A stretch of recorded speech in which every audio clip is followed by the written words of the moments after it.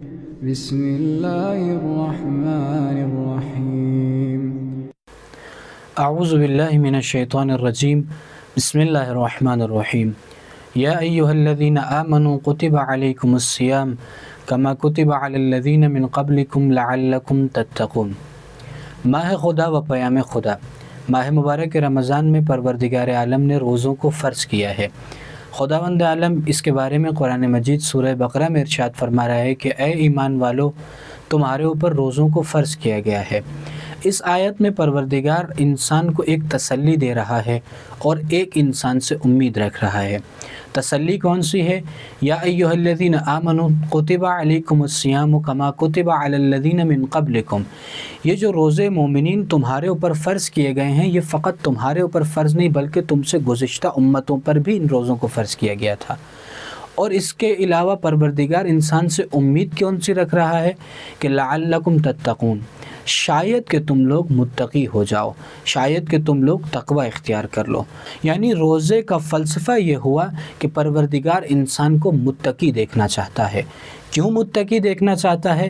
اس کے بارے میں بھی خداوند عالم قرآن مجید میں فرما رہا ہے کہ فَإِنَّ اللَّهَ يُحِبُّ الْمُتَّقِينَ، کہ بے شک پروردگار عالم متقی انسان سے محبت کرتا ہے۔ تقوی کسے کہتے ہیں؟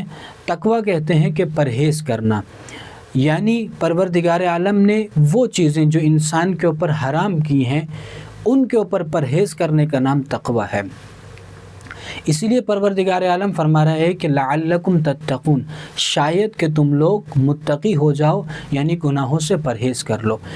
کس طریقے سے ممکن ہے کہ انسان گناہوں سے پرہیز کرے؟ پروردگار عالم نے ماہ مبارک رمضان کے روزوں میں ایک چیز جو گزشتہ مہینوں میں اور آئندہ مہینوں میں حلال ہوتی ہے، وہ ماہ مبارک رمضان میں روزے کی حالت میں پروردگار نے وہ انسان پر حرام کر دی ہے۔ کیوں؟ کیونکہ جب انسان کے اوپر حلال اور مباح چیز کے اوپر صبر و تحمل پیدا ہو جاتا ہے، یعنی اس سے پرہیز کرنے کا جذبہ اور شوق پیدا ہو جاتا ہے، اور اس کی وجہ سے جو حرام کام ہے، جو پروردگار عالم نے انسان کے اوپر حرام چیزیں رکھی ہیں، اس کے اوپر پرہیز کرنا انسان کے لیے آسان ہو جاتا ہے۔ خداوند عالم کی بارگاہ میں دعا گو ہوں کہ پروردگار ہمیں گناہوں سے پرہیز کرنے کی توفیق عطا فرمائے اور ہمیں متقی انسان بننے کی توفیق عطا فرمائے۔ وصلی اللہ علی محمد و آل محمد۔